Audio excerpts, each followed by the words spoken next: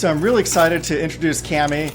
She's been just sensational. So she's taken her laundry business from the ground up, from nothing to something gigantic, both in-store, pickup and delivery, and she's also a major TikTok and Instagram influencer. CNN, on average, during prime time, gets about 500,000 views. And Cami's has gotten over 70 million views just on TikTok, not to mention Instagram. So really excited. A lot of people are very interested in her story. She shares a lot about what makes her successful. And I'm just curious as far as how you got into the laundry business. Back in year 2020, so I've owned my laundromat for a little over 4 years now, but I was working as a nurse. I worked as a floor nurse on the unit for probably 10 years at the time. I knew I didn't want to be a nurse forever. It wasn't that I didn't like my job. I just didn't see myself doing it long term. And especially when you work as an employee, like a nurse, I kind of already knew how much money I would make for the next 20 years. And so to me, I wanted to do something more. And so that's when I really started looking online for some sort of business that I felt like I could run while also being a nurse for a little while until I could eventually grow it. So I was looking at mobile home parks, I was looking at storage units, and back then in 2020, laundromats weren't as much of a hot investment like they are now. This laundromat came up listed. I didn't know anyone who owned a laundromat, and so I had a friend's uncle who happened to own 2 of them, and he looked at the numbers with me, and I was sold. That was kind of the beginning of owning my laundromat, and it's just been the best thing ever. I've loved it. And now, especially with Twitter and different social media, there's sort of that spotlight on boring business. For sure, it is. Yeah, because back then it wasn't very common. Like when I bought my laundromat 4 years ago, everyone, like friends, family, just kind of thought I was a little crazy, but I believed in it. But the one thing that really made me really excited about it was when that friend's uncle, that random guy that looked at my numbers with me, he said something I'll never forget. And he said, if I could go back in time, I wouldn't go to college. I wouldn't get a master's degree. He's like, all I would do is buy laundromats because laundromats scream money. And I was like, all right, sold. And, I look back on that conversation and I completely agree with him. I really do think laundromats scream money. If you can run a good laundromat and then add on that pickup and delivery, it could be a game changer for your life for sure. I love it because you're building up wealth. This is the gift that keeps on giving. Yes. School and everything, they kind of train you to be a great employee in a sense. Right. And you're not necessarily building up your own wealth. That's not easy. You had a great nursing career. That's what people strive for. Right. And then you were looking at something else. Did you know when you're going into the laundry business that you're going to be doing pickup and delivery from the get-go? Was that part of the plan? No. So once I bought my laundromat, it wasn't until I started joining Facebook forums where I saw a lot of people talking about it, how well they were doing in it, and I just thought, how could I not do this? Like, the concept had never occurred to me before, but when I saw everyone on these Facebook forums talking about it, I had to do it because if I didn't, it would almost be like I was wasting the real estate I already owned. I already own the machines, I already own the place. How could I not capitalize on it and grow it? And so probably 6 months after I bought my laundromat is when I launched the pickup and delivery. I completely agree. I was brought up in a real estate household, and my dad would always tell me, look for the places that you could add value to. Right. And the same thing goes with laundromats. If you could add pickup and delivery to the mix, well, whatever it's worth to the last owner, it's now worth even more to you. Oh yeah, for sure. You're just adding more value to it. Hey, thanks for tuning in. If you're enjoying the show, please click like or subscribe or leave a question or comment. That'll help other people just like you find the show. I was watching some of your videos, Laundromat Girl on TikTok. What I find fascinating is how much information you pack into a short amount of time. Some of the videos are counting money because, that's what gets views, let's face it. Right. People will tune in. Right. And you even mentioned it, sometimes it's like playing the lottery on TikTok because some catch fire and you never know which one does. I always recommend to people who are doing social media, just keep doing it because sometimes it's like the algorithm just says this is the winner and boom, it just catches fire. Right, totally. And it's amazing to me how much information you can pack into about 1 minute. Right. I mean, there's a walkthrough where you talk about machine mix, where to place the machines, adding value, the pricing of machines. And it probably would take me a minute to explain all the different things they talk about in 1 minute. So I just go ahead and recommend checking it out. One of the videos I noticed you also purchased an iron. Who are you using that for? How did you get into it? Because that's a big investment.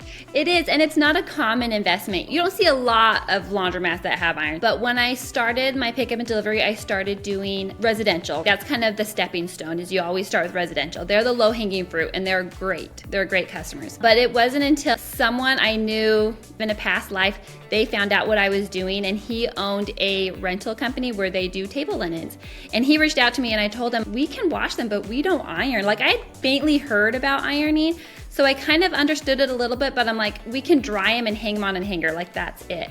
And he was so kind, and he said, you know what? He's like, I think if you were to buy an iron, this would be a really great investment for you. He's like, me as a customer have such a hard time finding a company that can do my linens and do them in a quick turnaround, because those big corporate companies, their turnaround can be around 1 week. And these businesses, they have events that happen all throughout the week. And I started looking into where I could even purchase one, and it was pretty dramatic. Now looking back, I think I would go about it differently, but I ended up finding a used one in Florida, and it took about 2 months to get shipped over. Anyways, we got it set up, and it's my favorite part of my pickup and delivery. Like, I love it. I know some people do so well in residential and they just kill it.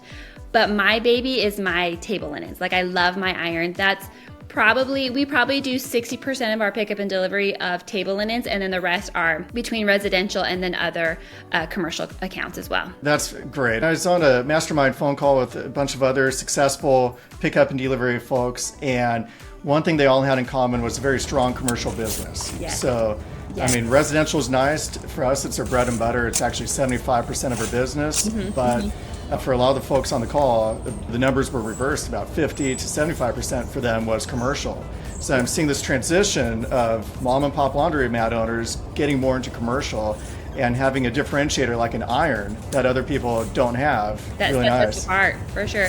I did a lot of residential in the beginning, and I learned once I started getting into the commercial accounts that the commercial accounts were just more bang for my buck. We could go to one place and pick up a lot more laundry. That's also like just one account too, instead of having 30 small accounts to make the same amount of money with this one account. And so it just, for me, it was like less of a headache, less customers I have to work with. I love commercial accounts, and so I do everything I can to grow that route instead of my residential. One gentleman I was talking to, he did an analysis. He has 972 customers, and he gets 80% of his money from customers 1 through 75.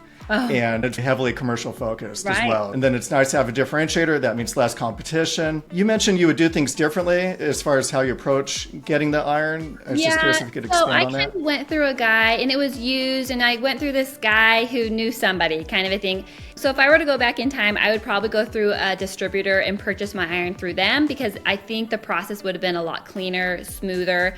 I think just at the time, I didn't really know my network and who to talk to about. And so when I met this guy who could get me an iron, I went that route. But going back, I would definitely use a distributor. I noticed you've got beautiful Speed Queen machines as well. Was that part of the laundromat when you bought it, or did you do a retool? Right, so my laundromat had older machines. Probably a year or two after owning my laundromat, I bought new machines. And I kind of did it through phases. I kind of did one row at a time. It was less heavy to take on, but I love them. I have Speed Queen, and I really have no complaints. They've been really great machines for me.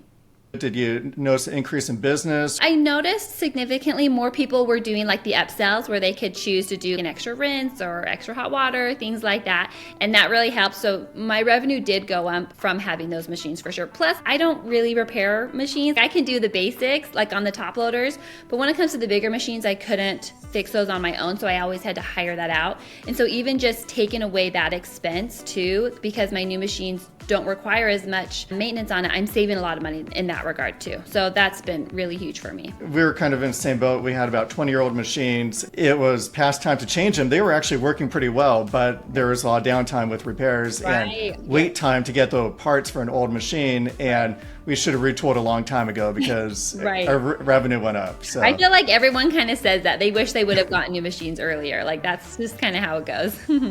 And I do agree with you, the way you did it in phases. I talked to somebody, one of our clients called me up and said, Matt, I need to increase my revenue by about, it is a significant amount in order to pay for the machines because he retooled the whole store all at one time. And nothing wrong with that, but it would have just been easier to digest if you did it more in phases. So you don't always have to do the whole store. Plus, it's easier to stay open during that time of install as well. And I definitely agree in doing it in phases. Doing it all at once, that's a heavy load to take on right away. There's a lot of software out there for wash and fold, point of sale, pickup and delivery. I'm wondering why you chose curbside laundries. Yeah.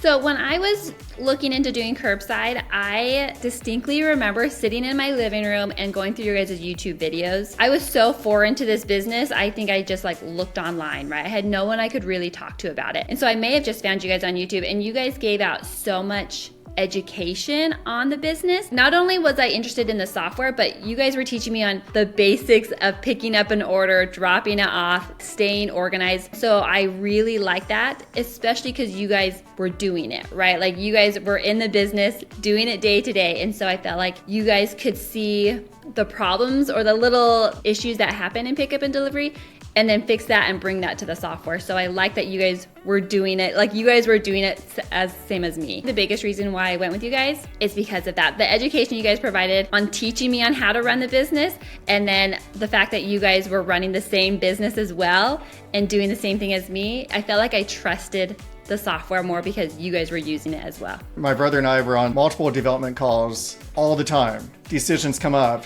multiple times per meeting where it's like, and we're always thinking it from the customer's point of view and we know the business, and it'd be impossible to have the different insights without actually doing it. Like you're doing it, we're doing it. Because a lot of times engineers are trying to solve the problem as an engineering problem, and we realize it's not so much an engineering issue. They'll figure that part out. It's more, it's a people, it's a business solution. Yes, you know, it's got to work. For sure. And I feel like the biggest thing when it comes to software is keeping everything organized as well. Like that's a huge thing when it comes to laundry, because if you mix orders, like nightmare, you know? And so I feel like the software really helps me stay organized with all of my accounts and everything. Having curbside part of my business has been probably one of the biggest assets to make me really grow in the past 4 years since owning my laundromat. Thank you. It's all about keeping those relationships strong, and it's a retention business. And you're right, mixing up one order, and it would happen to us all the time when it's pen and paper. So we knew where the mistakes were, and it was so costly. It wasn't just the person whose order was missing is the person who got somebody else's undergarments inside their laundry and or the socks or anything, and and it's like goodbye to 2 customers. Yep, exactly. It really is a nightmare when you mix an order. It's like, it's definitely happened to me. I feel like it's not a matter of if, it's when, if you don't have a software that can really keep you organized. And I feel like curbside does enable that a lot with the organization you have in it. And it's also very user friendly too. It's been very easy to train all of my team to use it as well. Like it's very user friendly. So that's been a huge thing as well that I've really liked. I saw that you're also providing consultation to new laundry owners or people who are getting into the business or thinking about getting into the business. And you also have a video series, is that right? Once I started social media back just in July, not long ago, the number one question I got, I would get hundreds of them a day of just, how do I start? Where do I go? How do I do this?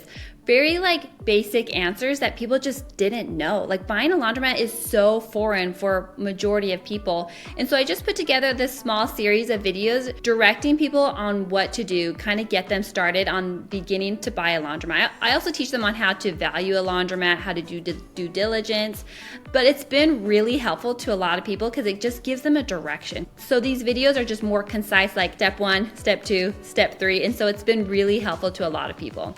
To learn more about the Laundromat Girl's Guide on how to buy and own your first laundromat, check out the show notes.